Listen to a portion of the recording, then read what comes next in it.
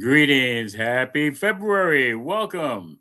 One Love Center for Spiritual Living. I am Reverend Rodney Gittins. So glad to have you here. And as generally speaking, at least in this country, this is a month of love, among other things, as well as Black History Month. And I'm sure we could find other things to celebrate. However, one day at a time, just for today, right now, we're going to start our celebration with our song, our One Love. And so please join us, and we get the show on the road. Oh, oh, oh, yeah. There's a place where love grows, where the spirit in you knows that you're welcome as you are, shining bright like every star. Come and learn, come and play in the sacred light of day. We're unfolding, growing free in the One Love family.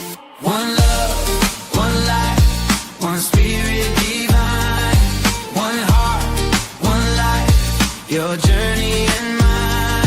Where compassion flows and grace abounds. One love, where love grows, love is found. One love, where love grows all around. Yeah. One love, one light, one light, one light, one spirit divine. Yeah. One heart, one light, one light, one light, your journey and mine. Where compassion flows and grace abounds. One love, where love grows, love is found. One love, where love grows all around. Yeah, yeah, yeah. Welcome to the sacred space where we honor every face. The splendor of the God in you shining through in all you do. Learning, growing, hand in hand together, we will understand. Prosperous, giving, hearts set free. One love is our destiny. One love, one light, one spirit divine. One heart, one light, your journey and mine. Where compassion flows and grace abounds. One love, where love grows, love is found.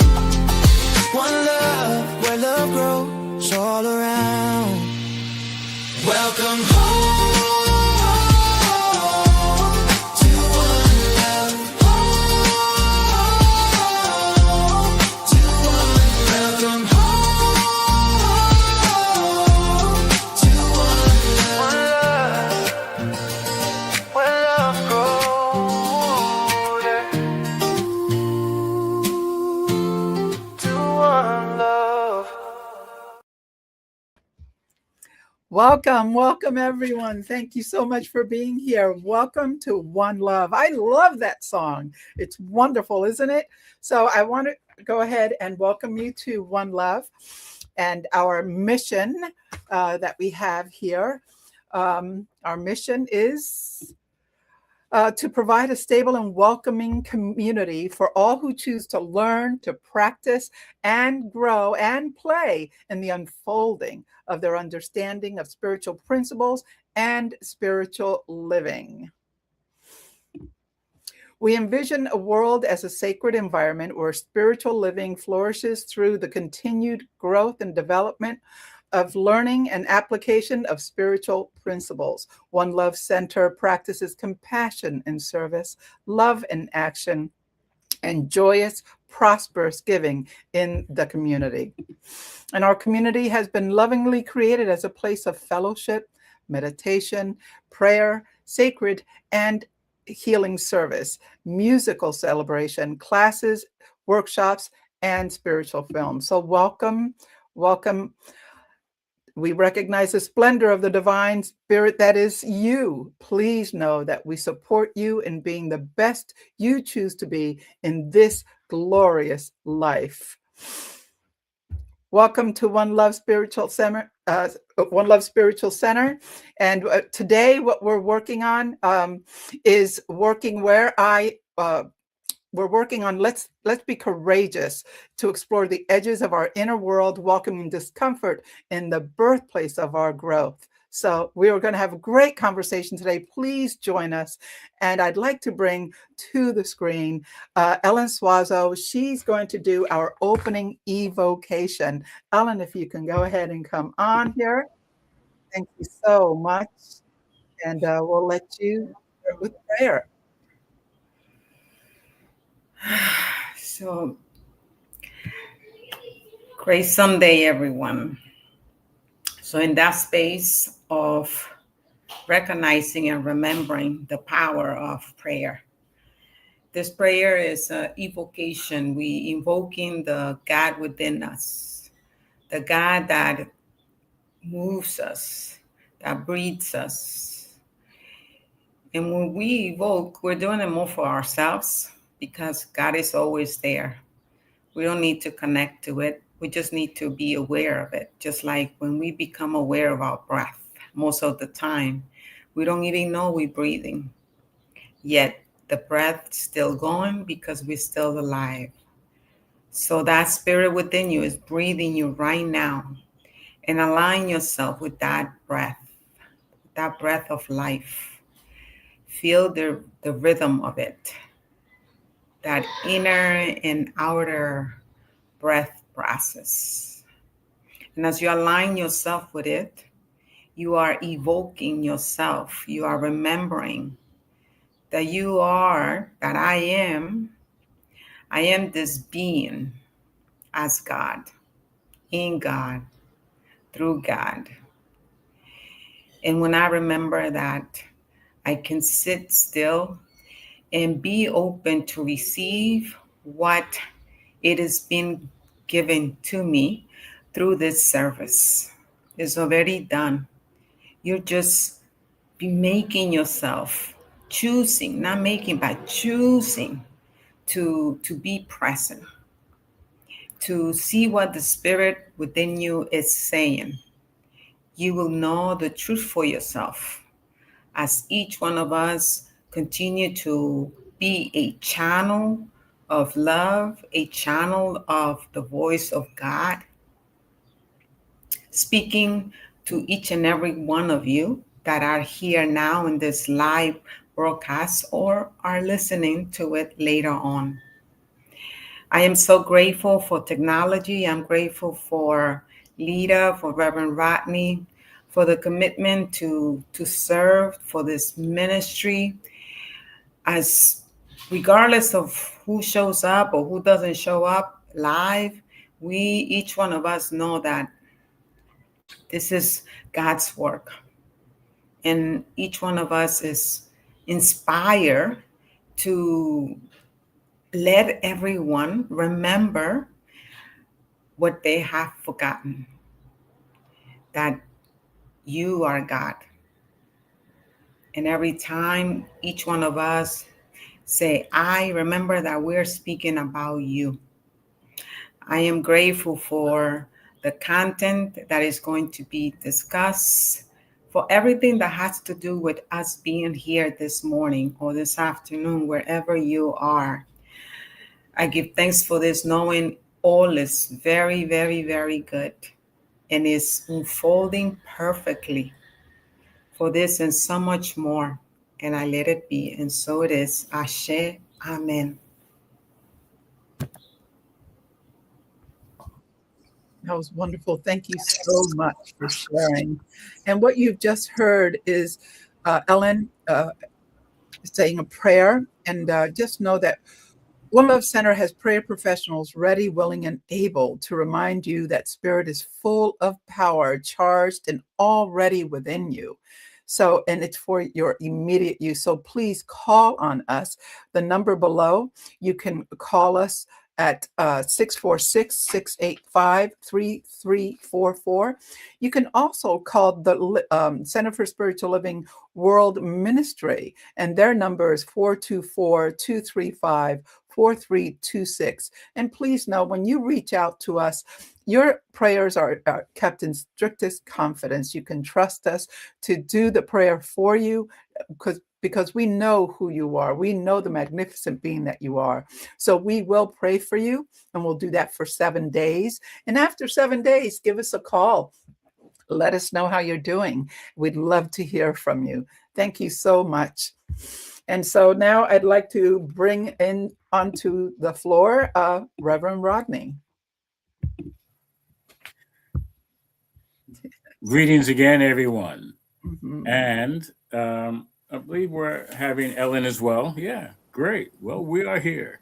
And it's a great, any day, it's just a great time to be and to be in conversation.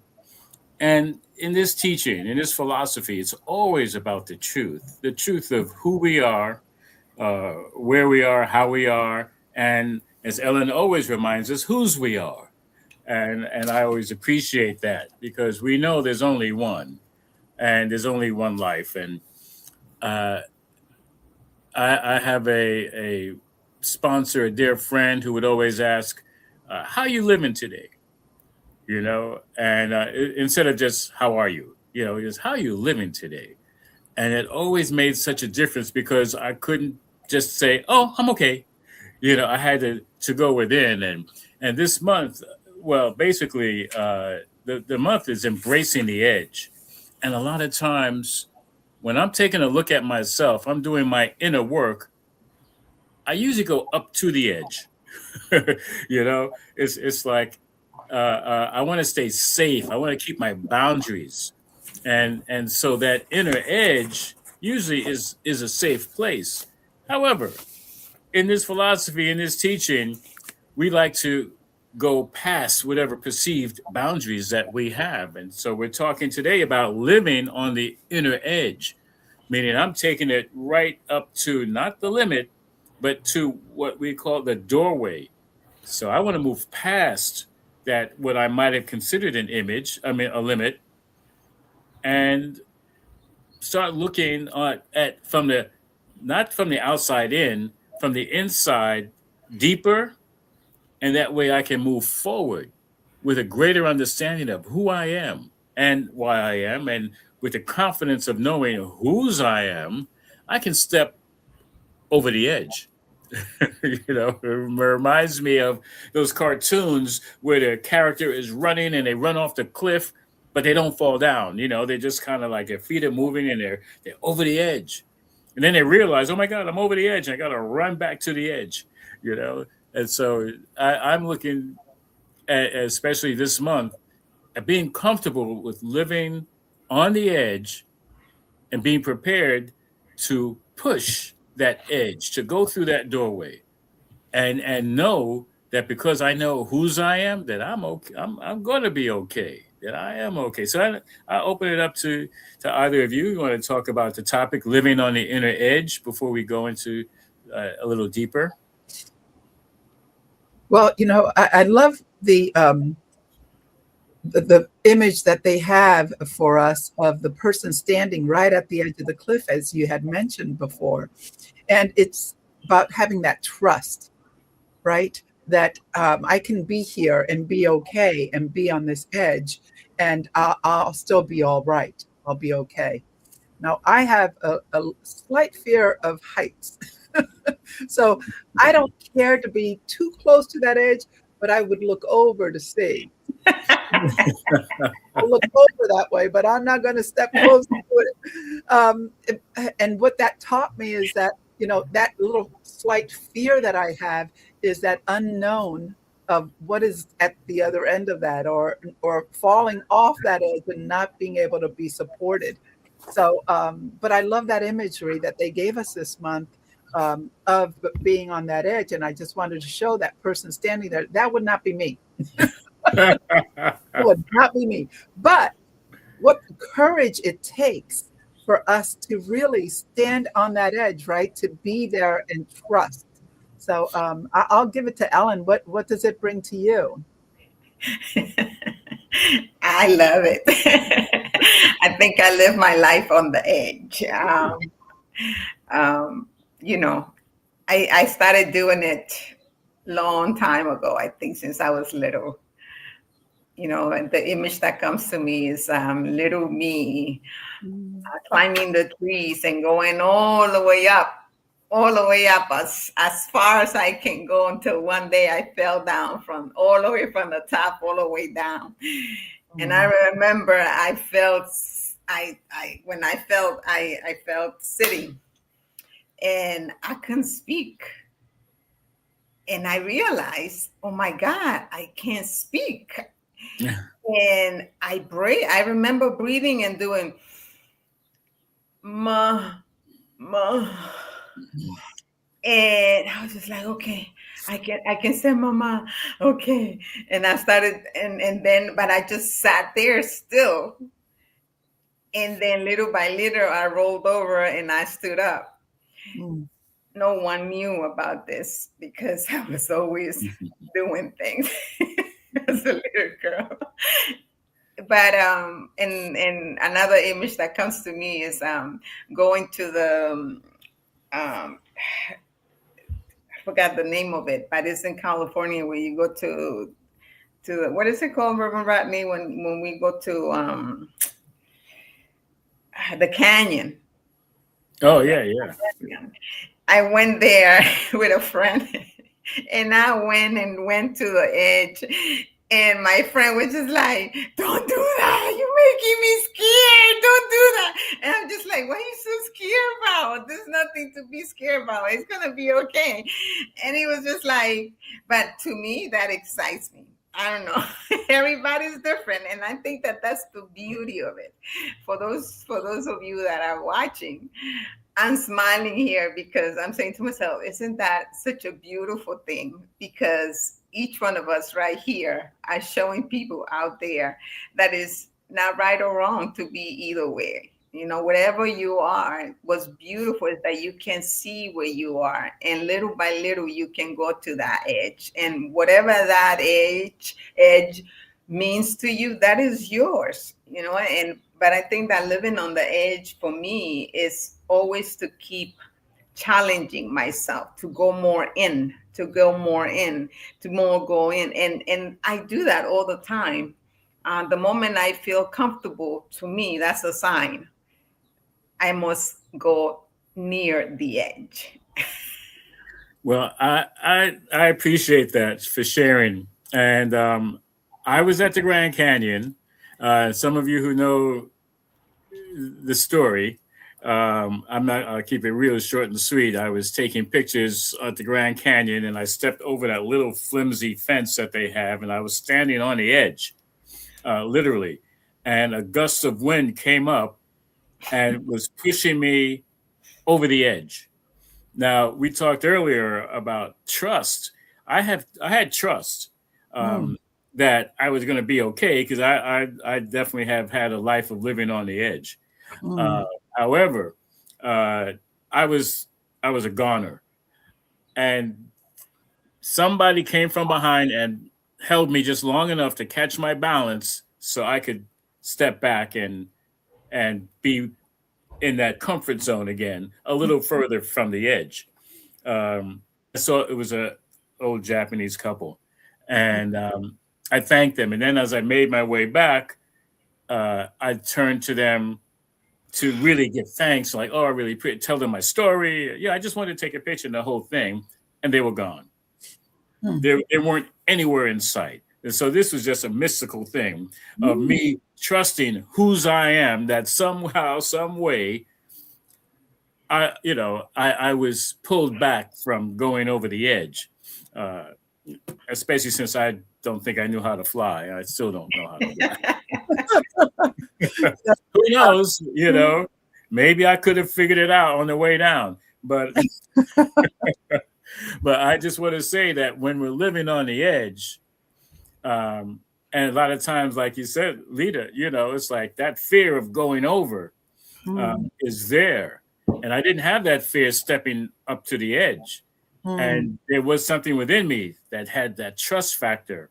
Now, I didn't know it would be these people that came out of nowhere and went back into nowhere who would pull me back, and living on the edge is a sign of trust that no matter what, it'll be okay. So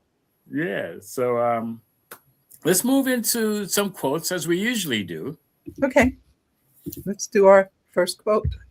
You want to handle that first? Oh, sure. We should think of our lives as an increasing awareness, an ever growing and expanding consciousness, a never ceasing progress of individual and collective evolution. And that's from Ernest Holmes' How to Use the Science of Mind, page 48. I love that. The never ceasing progress of individual and collective evolution. We are always moving forward, aren't we? We're always progressing to the next level. I love that. How do you feel about that, Ellen? I think it goes back to where I said that whenever, for me, at least what I have found about myself is that the moment I feel comfortable, to me, it's a sign to move, to increase my awareness, Mm, because I think that we are here to be always in the remembering, in the, I like to say remembering, because I don't think that I think that our inner being knows, and it is asking us in this human form to remember our essence. mm, And that pushing into the edge is what really calls us to trust our inner self, to trust that no matter what, we will be held mm, safe. And that goes, when we speak literally, or in life experience. mm, A lot of times life experiences moves us to be living on the edge, and the more we trust, the more I trust the process. And the process not always looks pretty. The process not always is comfortable. The process is not always easy. And I think that is living on the edge, in a inner edge, because um, it pushes us to go within. It pushes me to sit still. It pushes me to really reflect on what is happening, mm, rather than being reactive like most of us do, Mhm. on a reactive mode. And society takes advantage of that because we're reactive beings. But what if we stop reacting and we just go within and really look at the whole situation and allow ourselves to be guided by that inner wisdom within each one of us, and then act from that space of knowing that we're taken care of. Ellen, I really admire you because I see how you have stepped into that, the practitioner, the process of becoming a practitioner. And that's a recent journey for me. So, when I'm looking back over in the question here, look back over the past year, what evidence do you see of your consciousness expanding? And what invitation for greater awareness is calling to you now? And I was being called to being this practitioner, but now I'm being called to taking it and expanding that practice in a way that I've seen you do with developing workshops and classes and all this. And I really admire you for that. I see that as my opportunity to say, oh, that's the evidence of what I have a desire to do. You have shown me that. So I just wanted to take the time to say thank you, because that was what I needed to see, is that, oh, she can do that. I know I can do that. I have that desire to do that, Yeah. to step into that. So thank you for that. Uh, I appreciate your words. They mean a lot to me. Pleasure. Reverend Rodney, Well, what's bring to you? I just want to quickly say that I honor and appreciate the both of you because I've seen the path that your own individual paths in becoming a practitioner, but more so in growing and expanding your consciousness which is an essential part of becoming a spiritual practitioner. And I mean, for me, I get to see it, in person, but also a little bit from afar. And it reminds me of I love to travel because to me that's always an increasing awareness. I think I always need to be aware of my environment, my surroundings, and with that, you know, a- an expanded consciousness. We're talking about being open at the top, for this whole year, but that's a way that we can live each and every day. And it's I always feel that as I'm traveling, it is part of my evolution, individual evolution and progress, and and then I get to see that happening with the people around me. So to me, that's not just living on the edge. It's creating new edges. Every step is a new edge. So I thank you both for following through on your intentions to move past who you were into who you are and to be. Yeah. So um, yeah, and the evidence. It sometimes it's not easy to look at our own lives to see the evidence. That's why it's important to keep a journal sometimes. Um, and if you're taking classes, you look back at your work that you've done, and like, wow, I don't I don't remember that I used to think like that because we're not there anymore. And that is part of our progress individually, part of our evolution. Mhm. So it is helpful to keep a journal. It doesn't have to be, it doesn't have to be a have to be. It doesn't have to be every day, morning, noon, and night. I'm journaling everything unless that works for you. But whatever works, that's one way of keeping track of or being aware that we are growing and that we are expanding. Yeah. So what else do we have? All right. Helen, do you want to take that one? There is a sense of freedom when we accept that we are not in control. Hmm. Pema Chadron, the places that scare you. The reflection is, where is your life? Where in your life are you gripping tightly to control? And what might become possible if you loosen the grip? Hmm. Hmm. I find this quote interesting because I've been working. I love how the universe works. I have to laugh because and this is what happened when I what I've noticed is that the more I open myself, the more I see the universe um, reassuring the path that I'm walking on. And I've been reflecting on control. Hmm. Places that I am thinking because I think it's an illusion more than anything. It has come to me that is more an illusion than anything else. That I have control. My ego feels good thinking I got control. Yet my body is informing me Hmm.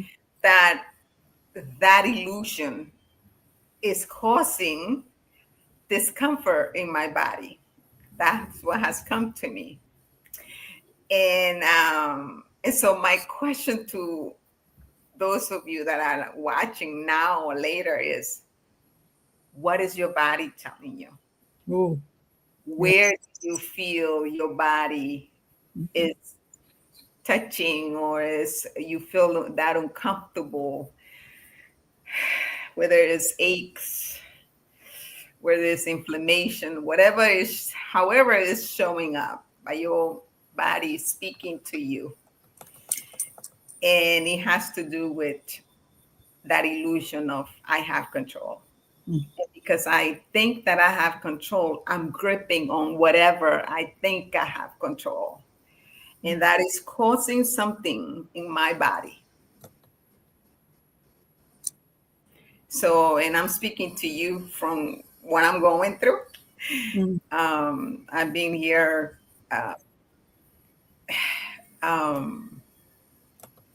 transparent.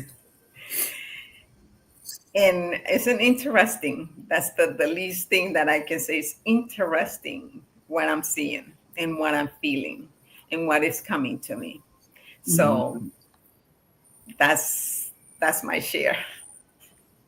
That's incredible that that we do have a tendency to fight for that control, and it is in the release that we finally come to see what it really, our path, it really should be. It's like you want to make God laugh, tell him tell him your plan. Tell God your plan. And we just are so mindful about, this is how I want it, this is how it should be. And so, yeah, releasing it and just letting it go, and coming to accept, what comes to me is for me. It's not anything against me. I will learn and grow from that. And if we just, come to the edge and not let that fear of stepping forward keep you from letting go of that control of trying to handle it all, and just be open to accepting it and saying what will manifest because of that. Yeah. I'd like to add a comment from Reverend Abena, and who's been one of our speakers in the past and a dear long time friend. She says, when I'm going through an apparent crisis is when my spiritual awakening is increased tenfold. So yeah, the feeling of not being in control, one of the solutions is to, go within, and allow the spiritual awakening to have its way. Yes. Because crisis, a lot of times when we're on the edge, it seems like a crisis already. Most, it really seems like it makes sense to run the other way, to retreat. Yes. But spiritual awakening calls for us to be present, to be in the present moment. So I think that's really important. And thank you, Reverend Abner, for your comment. And feel free to keep it coming. And but yeah, I know for myself, that grip, it restricts us. It restricts our blood flow, our energy flow, our breath. When you're holding on for dear life, it's actually suppressing our dear life. But the acceptance, releasing and allowing, that spiritual awakening to happen for that next moment. Because a lot of times, I mean, all the time, when something happens, that means it already happened. It means it's already done. It's done, right? Right. And so, but we're still in what happened, in that crisis mode, feeling like, no, I'm not in control. Something else is controlling me. However, when we release and let go, that's really when spirit has the control, has its way. And that's based on, as we mentioned earlier, trust. Right. Yeah. Absolutely true. I love how the name of the book is The Places That Scare You. How apropos is that? It's that fear that makes us want to keep that control, isn't it? It's that fear that makes us hold on and not accept it. But what a wonderful sense of, like it says right here, there's a sense of freedom when we accept it. And it does every time. It's happened to me when I'm trying to control something and manipulate it to be in a certain way. When I finally just accepted this is what's happening, it was like this, oh, okay. Now I'm free to move forward, right? And I'm sure many people feel that way as well. Sure. And the thing to remember is it actually happening, or did it already happen? And that place that scares me is I won't be able to control what happens next Mm, based on what already happened. right. You know, now, of course, because it already happened, we can look at it as though that we can there's a way that we can learn from what happened, so Right. that if it seems to be happening again, we can deal with it. So Mhm. the place that scared us was a place where I'm out of control. I don't have control. That's scary. Mhm. You know, that's a real place for a lot of people, especially if you're living on the edge. You're like looking over the edge, like, oh my God. Mhm. You know, so yeah. And losing a grip on my belief that I'm not able to handle it, or the power within me, or there's a problem too big for God to handle. You know, that's only a false belief. I got to loosen my grip on that false believing, on those thoughts that are unproductive. Anyway, I'll take the next one. Sure. It says, "What is forgotten is the fact that life moves at a deeper level than the objective and the data of our senses. We are most alive when we are brought face to face with the response of the deepest things in us to the deepest things in life." That's by Howard Thurman, The Inward Journey, page 19. And he's just an awesome, wonderful author, teacher. He's got a few great books that really help us to move deeper. And yeah, it's like, I love how he starts off by saying, what is forgotten Mm. is the fact that life moves at a deeper level. Meaning that at some point in life, we have known that that we are and life is deeper than what we perceive with our senses. And that, yeah, I'm feeling so free and alive when I'm in alignment with that deeper part of me and the deeper part of what's going on in life. Meaning, yeah, I'm not just resting on the surface. You know, I'm going to that inner edge, you know, on the inside, and seeing just how deep it is. Like, wow, yeah.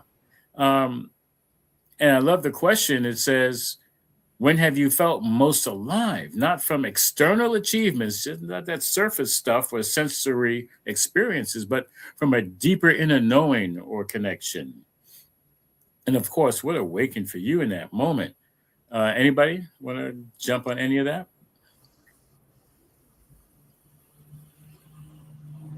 Can you hear me? Yes. Yes. My internet seems to be going in and off. Mhm. Um, I think that as we continue to go deeper, I really believe that we are definitely moving.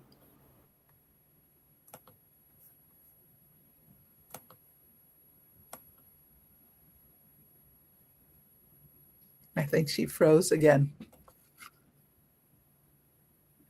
When I'm going,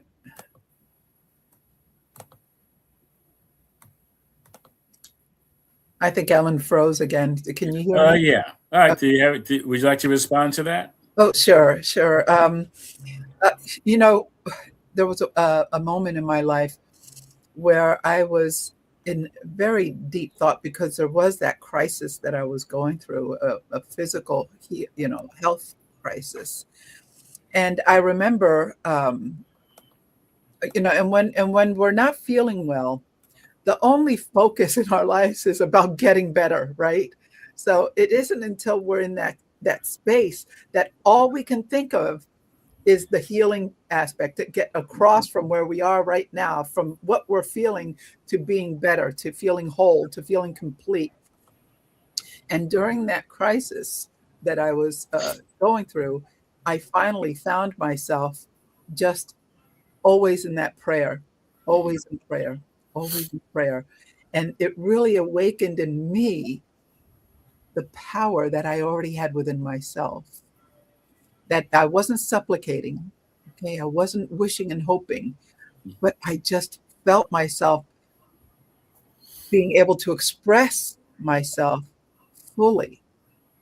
And although I wasn't, feeling 100%, I was feeling so much better just because of the words that I was speaking and the knowing of the power within those words, but mostly the power within myself as well, the God within me. So that's what I got from this. Ellen, Oh. I'm back. Yeah. So I agree with you, leader. I really do. I think that, and I speak from my own experiences as well. I noticed that for me, when my body is going through changes, Mm. it's because it's a way of my being slowing me down so I can really be present,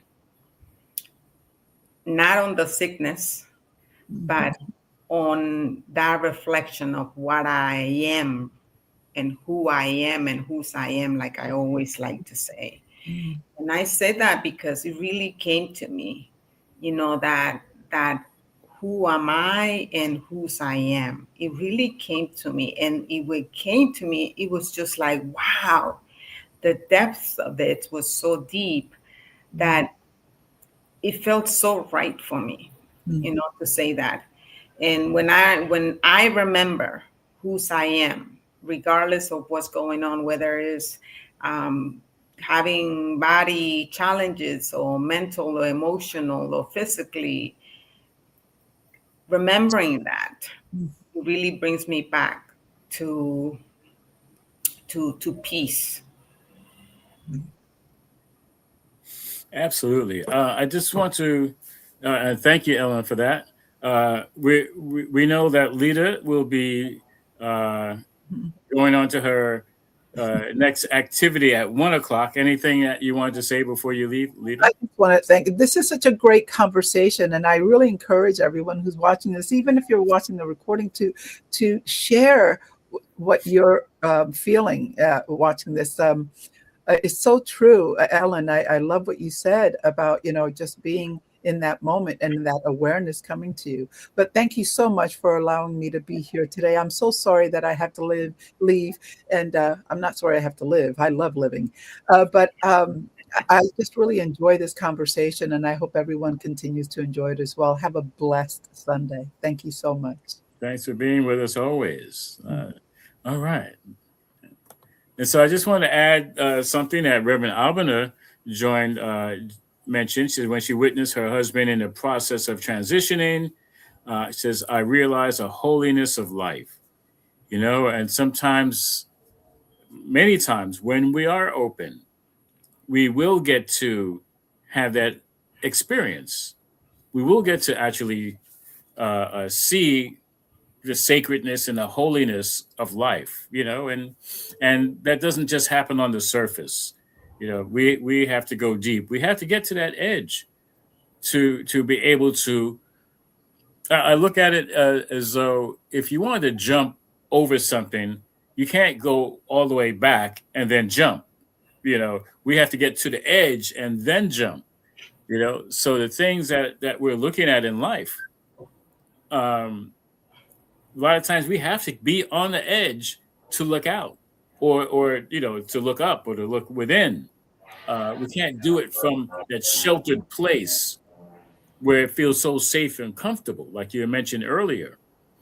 We have to move from that space, and a lot of times it's challenging, and it creates that opportunity to look beyond our normal way of being, or our normal way of looking at things, looking at life, experiencing life. As Reverend Albiner mentions, a lot of people just look at a transition as death, and that's it. And they might even want to curse life for that transition. Like, how could God do this? How could this happen? And not see the holiness in it. So a lot of times we're, again, putting ourselves on the precipice, on the edge, to get a better view of life. Yeah. So I think we have another quote, and let me bring that up. Actually, it is not with me right this moment. I have to bring it up. Um, just give me a moment.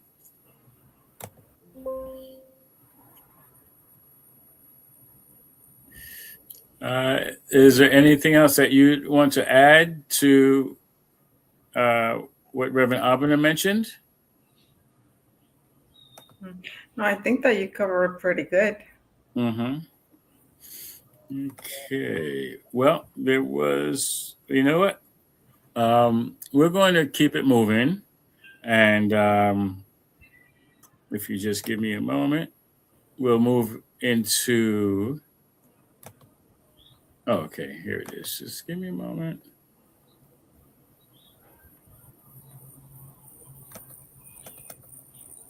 Okay, so it's coming up in just a second. Thank you for your patience.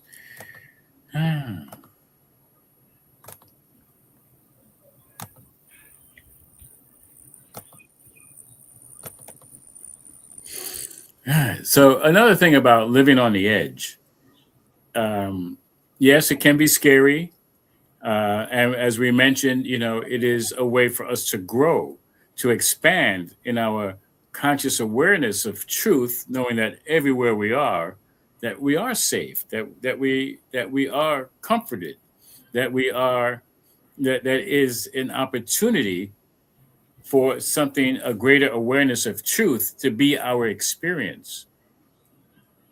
In other words, we can't go through life as a couch potato and expect something else to happen. Living on the edge of a couch is not going to get it. We have to put ourselves out there in a conscious way. Uh, Well, I think that sometimes if you don't put yourself in a conscious way, though, life will make you. That's what I have. That's what I have seen. yeah. Life will make sure that you have a situation Hmm. that you on the edge, that you were not expecting it. And I think that the more we practice being present and knowing who we are and the power that lives within us, the better we can deal with whatever situation is that life brings to us to help us grow. Yeah. It's all to help us grow. And if we stop judging as a good or bad, I don't think that there's nothing bad, and a lot of things. I've gone through a lot of things in my life, and when I sit back and I look at it, I say, you know what? It was such a blessing. Now I can see how that situation or those conditions were blessing me, and they catapulted me to be who I am today.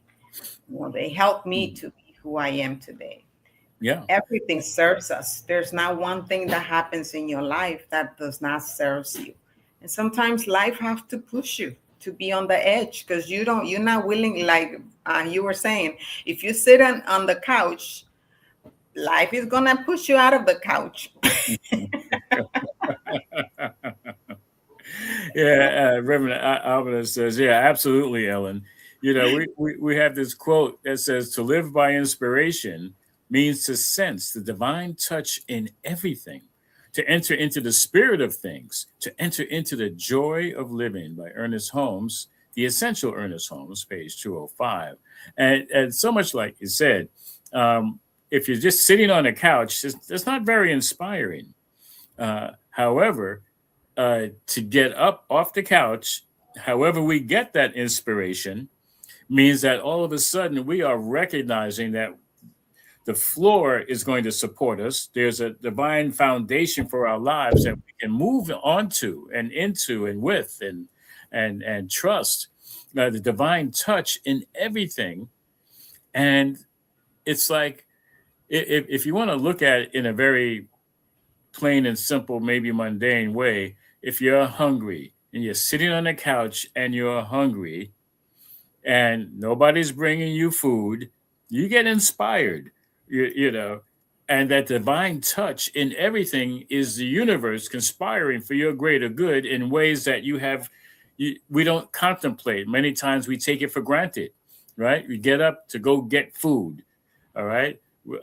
Do we give thanks for the floor? Do we give thanks for the stairs or the elevator? Or we give thanks that everything is working for us to get to the store or the restaurant, to get the food that was grown someplace we have no idea, put that was cooked by people or prepared by people. That's the divine touch. That's the spirit of things that enters into living. And don't you feel joyful when you have a good meal? Don't you feel joyful like, this is great. Oh, I'm so glad I got off the couch. I'm so glad I got off my butt to enter into this life. I didn't know what was outside the door for me. I took a chance to step through. Like we said, the edge is not a barrier. It's not a limit. It's a doorway to that greater now to be. And that's what we get to live by inspiration as we are living on the edge. It can be very inspiring as you mentioned, it could be scary. But I'd like to let people know that the fear and the faith use the same energy. Okay, the same energy that you can put into doing things faithfully is the same energy that you use to do or not do things fearfully. Same energy. Okay, so when you're living an inspired life, you are using your faith, to know that as you step through that doorway of the inner edge, that there is greater good available. And that leads into that, as it says here, the joy of living. Did you want to comment on that? Well, I just want to follow up on what you say about fear. You can also use fear to inspire you. It's a choice that you can make. It's a choice. Definitely, it's a choice. You can use fear as a fuel to inspire you to make the actions that must be done for you to live the life that only you in your heart knows that you desire to live. No one else can do it for you because it's your life. So that's the trick here, that no one can live your life and give you a better life. Mm-hmm. Each one of us must do it for ourselves, and each one of us must do what we got to do to get that life that we have in our hearts that is for us to live here. And so fear, I a long time ago it came to me that fear is not bad. It's really how I use fear. So if I use it as a fuel rather than to stop me, then it's good. Yeah. If it stops you, then definitely it's not good, because it's stopping you, and now you might start having feelings of anxiety, depression and anxiety is because you're repressing all those emotions, or all that energy that is there to help you live a life more active. Absolutely. And it's true. And that takes the awareness. That takes a conscious awareness of that life is for me, that God is for me, that the universe is for me. And most certainly fear can be inspiring, because if there is something that seems dangerous, it's called fight or flight. However, some people get frozen in fear. They're not breathing, they're not thinking, and they're not allowing for inspiration to inspire them to fight or run or do whatever they need to do. And so, fear doesn't have to be considered bad. Yes, so it really is. I appreciate you for mentioning that. So we don't have to be limited by an ordinary use of the word fear. And there are other words as well that we only look at one way without a deeper understanding of how to use that in our lives. So we have something that we considered the next portion that's coming up before we get to the affirmations is a contemplative question, which there it is. It says, what does it look like to live my truth when it feels risky or uncomfortable?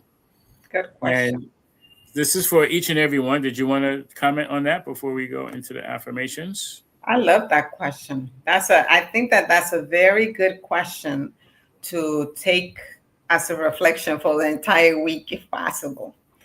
Is what does it look like to live my truth when it feels risky or uncomfortable? It can look so many ways for each one of us. And what I like to leave you with is that not one way is good or bad. If you start looking at life as not looking at life without judging it as good or bad, and just being with it, being with the question, and feel it, and ask what is that really look like, or what is it calling us to do? What is it calling us to do? And I'm practicing. My practice these days is to stay in the questions. Mm-hmm. Because that practice of staying in the questions rather than making assumptions is really taking me to another level, and I like it because I'm constantly asking questions to divine within me, and divine is always answering questions, Mm-hmm. always. And it's interesting because the answer is always going to be love. However, for each and every one, how are we expressing it? And I think that's a powerful question because we it's important, and this is for everyone. Whenever you see this, ask yourself the question and dare yourself to answer the question. Dare yourself to be open to the response from the divine, from the holy, from the one, from love, or whatever it is. It might be uncomfortable to answer the question. you know, most Mhm. of us, so many of us, don't want the risk of living our truth for whatever reason. Not trusting that the universe is going to support us, believing quite possibly that we might lose our life. And there are those who put their lives, their physical lives, on the line. And many of them know that there's more to life than this physical body. I'm not saying you should just give up your body uh, easily or maybe for nothing or just because. Um, Trust that the universe is supporting you and that there's more to life than meets the eye, more than the physical, that we are more than flesh and blood and bone. We are more than that. We are spirit, and we can live our truth. And we see it happening now.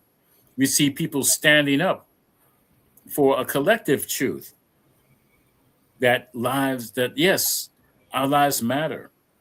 That we the people get to stand up for for our cause of having rights of just being alive, or living freely. These it can feel risky and uncomfortable. However, uh, it's only a small percentage of people that need to stand up together and make a louder voice for their voice to be heard. And it feels rewarding and it feels comforting and it feels like, yeah, I'm a part of the change that needs to happen in the world. And we do that in so many different ways. We teach this in this philosophy about the power of prayer. Many times people say, well, all I can do is pray. Well, that's the first thing we can do. We can do the first thing, the middle thing, the last thing throughout our day. We can pray all day, and there is power in that. And it joins in the power of prayer with others. And that's why that is so important. Increasing our awareness, increasing our uh,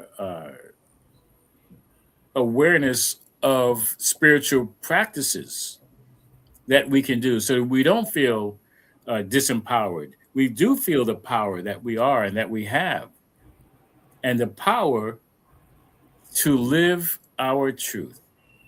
So Yeah. we have affirmations to empower us with our belief and our thinking, and um, in ways that make a difference on a personal level and collectively. So let's get into our affirmations. And is it up yet? No. Okay.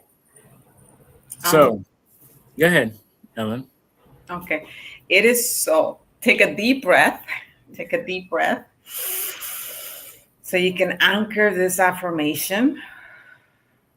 It is so that I meet my inner edge with courage, curiosity, and compassion. Take a breath.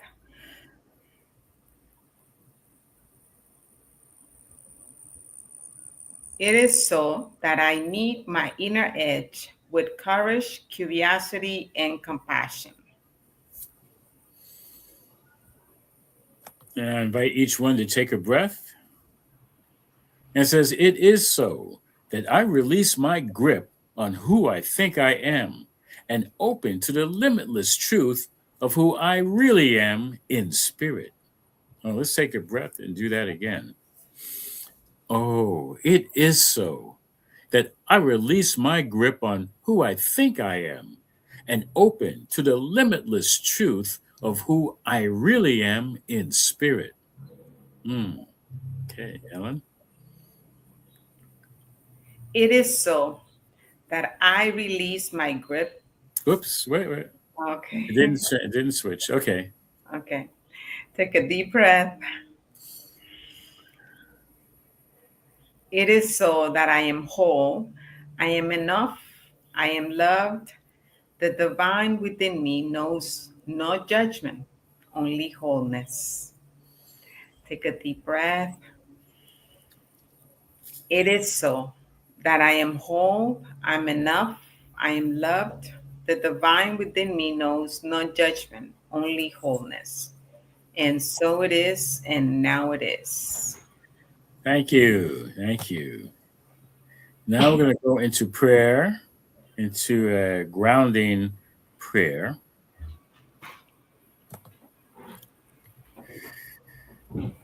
And so, please join me as we go within, even deeper within, as each one of us is in that high holy place,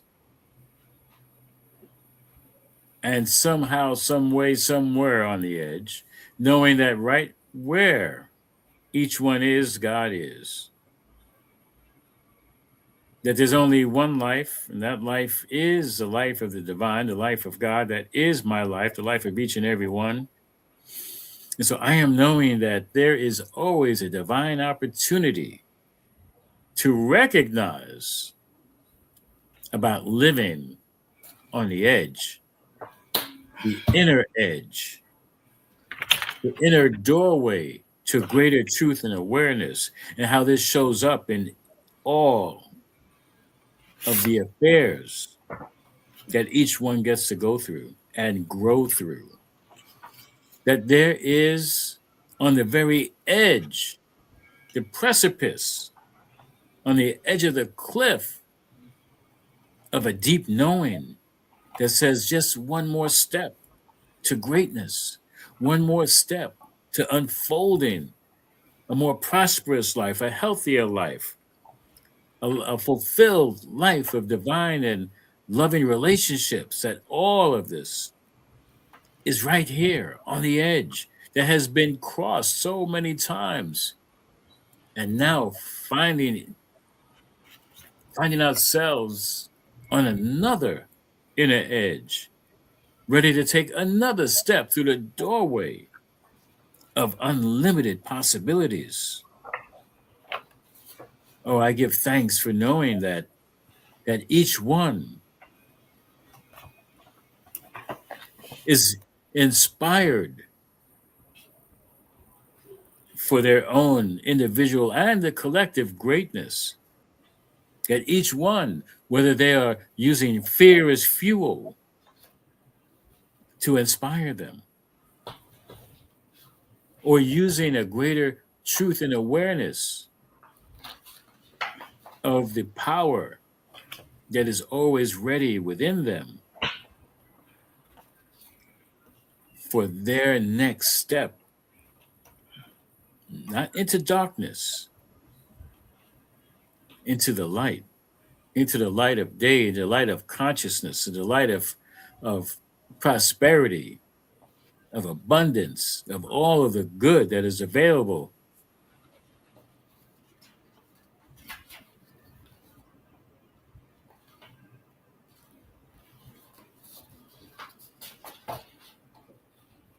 And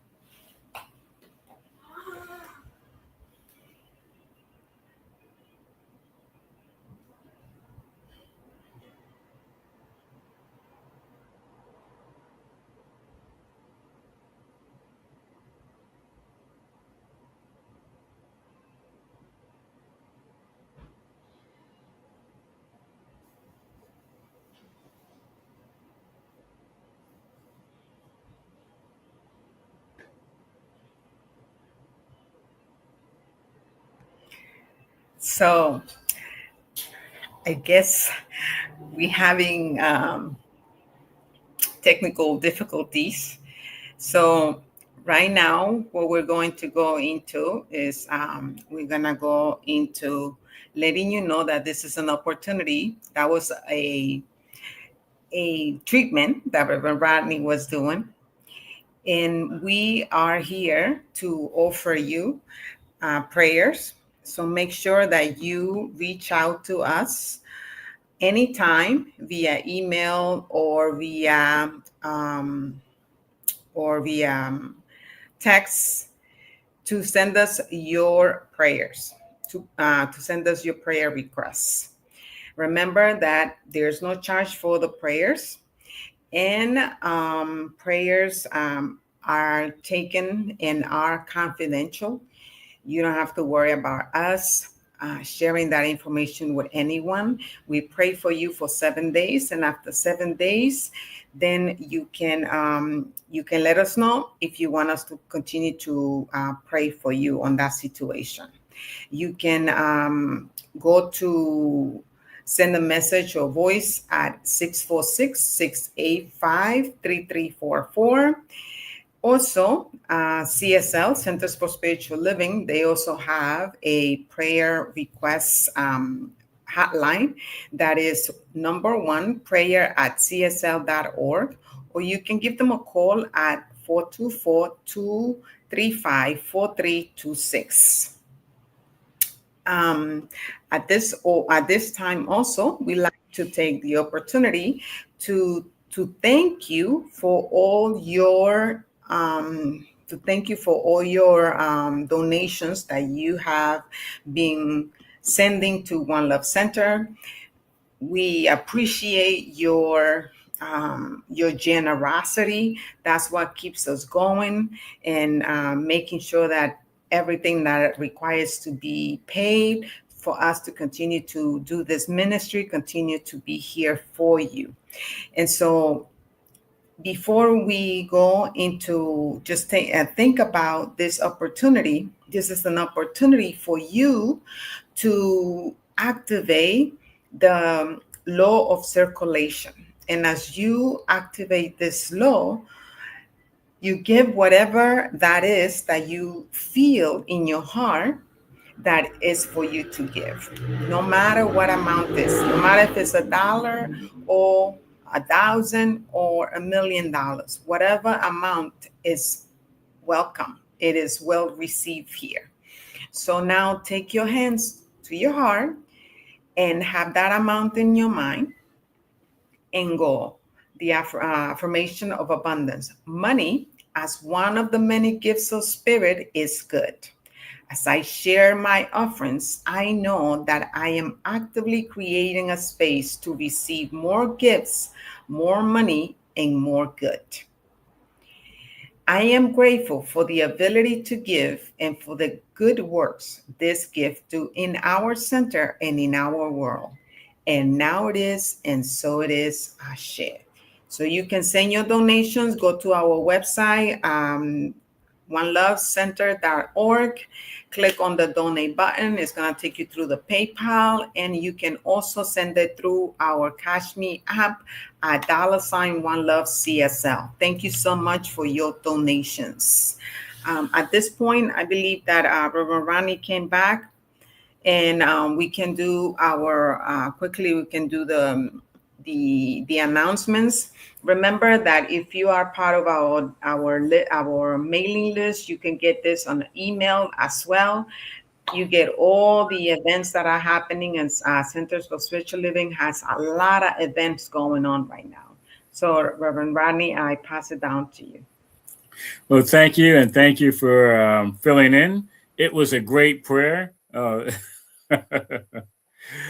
because I didn't realize that it wasn't broadcasting, so I put it all out there. It was wonderful. Anyway, so we have some announcements. Let me bring those up. And as a matter of fact, I have to go get them. Let's see. Okay.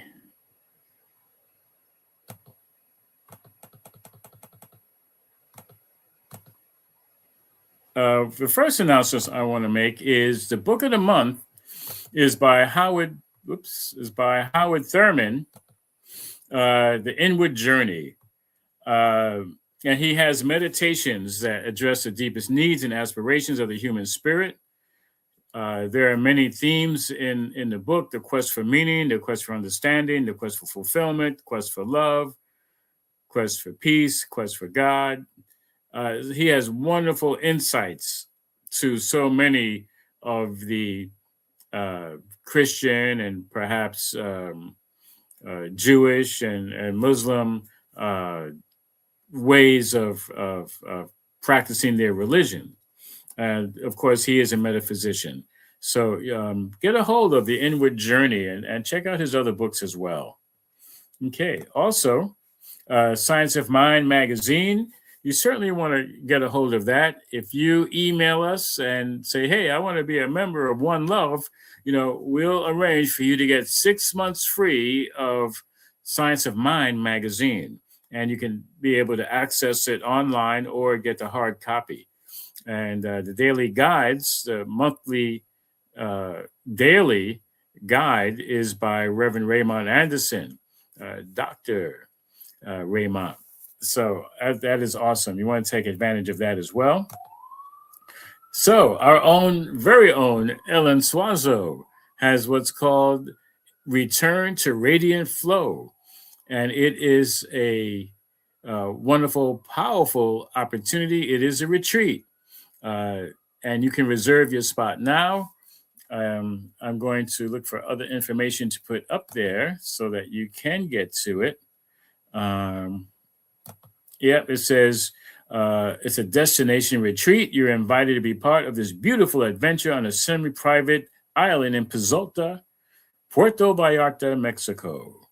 You can reconnect with your essence, rest deeply in expanding community, learn more, and reserve your spot and the link is right there. And yeah, it's destination retreat.4consciousliving.com. And that will be put in the comments. Okay. Also, and we covered that. We also, one very important thing is tech support. We are requesting a member, a friend, or a friend of a member, or a family member, or a member, or anyone who wants to get involved for technical assistance in managing our broadcast. You can reach us at 646-685-3344 or email us at onelovecenter.org to be of service. Thank you. And if you have any questions about it, certainly let us know. Okay.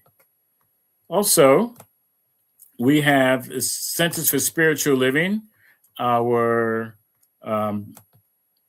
organization. Oh, well, that's not what's next. Okay, hold on. Here it is. Embracing the Edge. I'm sorry. It's not called Embracing the Edge. It's called, I don't see it. Oh, Together in Joy. Honoring, Connecting, and Growing. Centers for Spiritual Living Convention 2026 in Reno, Nevada, April 7th to the 10th. You can go to csl.org and find out more information about getting to that convention, where you'll meet so many of us and people who you've read about and heard about, and you'll get to connect with them as well. Also is the Convention of the Americas, July 21st to the 25th. You can go to COTALASAmericas@gmail.com. And Ellen will be there. I'll be there. Lita will be there. We'll have a whole bunch of folks there, so you can definitely check us out. And so check that out for more information. COTALASAmericas@gmail.com. Also coming up is the Celebrating Our Soul conference in Unity Village, August 13th to the 16th. You can go to padntg.org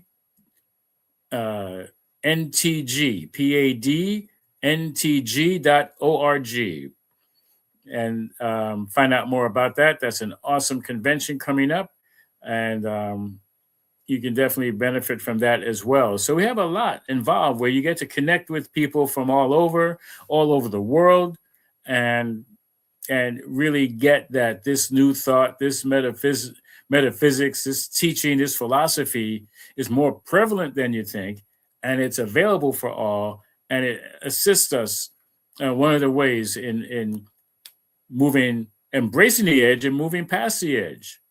All right, so that's it. Any comments, Ellen?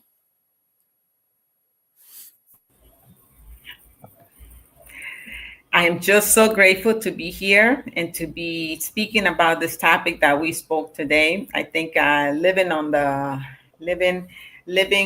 inner edge is a good topic for us to go on the week, to reflect about it in our life and our daily life. If we take that question and how we're living it, how is it showing up in our life, regardless of how risky or fearful it might look like. Because I think that it's just a perception. It's a perception that we have that is risky and that is uncomfortable. And I'm not saying that you're not feeling that. I am saying that don't allow those feelings to stop you from being who you are here to be. That's what I'm saying. Awesome. Thank you.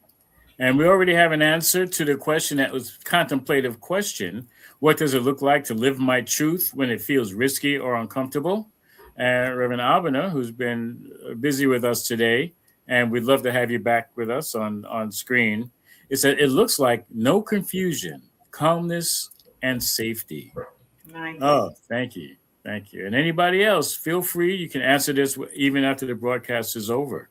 And thank you for your participation, Reverend Abena, and we look forward to having you again. And so thank you for that. And we're going to go into our closing prayer. And I can start it and you can finish. And just knowing that, I do want to say thanks to everybody for watching. Thanks to everybody for contributing, whether you're using the psychic network, and consciousness, or, just your support in all of the ways that we love to be here. We love to do this, and we're glad to have you. And so please join us as we go within, even deeper within, on the inner edge, daring to step beyond in consciousness and in our lives, and knowing that there's only one life that is our foundation. That's the foundation for each and every one of us. And on stepping upon that foundation, knowing that, I'm on the inner edge, no matter what direction I look, that there is an opportunity for that greater awareness, for that greater opportunity, for that greater challenge, to dare myself to move to that next level. That throughout this week, throughout this day and every day, is another opportunity to contemplate what it's like to live my truth. And I pass my word to Ellen. Yes, indeed. Contemplation is an amazing practice for each one of us to take on this week and through our lives. I am knowing that this celebration has served its purpose, and it served and continues to serve its purpose. I am knowing that it is the answer to many prayers. And I give thanks for this opportunity to share and to be a channel of divine love at One Love Center. And I am knowing also that we continue to expand as we continue throughout this month to live on the edge, on that inner edge. Yes. And I let it be. And so it is, and now it is, Ashe. And so it is, and now it is, Ashe, Amen, Amen, Aho. And we have a wonderful song to assist you in living on the edge and moving beyond. And here we go. We'll be right back to say goodbye. I release and I let go. I let the Spirit run my life, and my heart is open wide. Yes, I'm only here for God. No more struggle, no more strife. With my faith I see the light. I am free in the Spirit. Yes, I'm only here for God. I release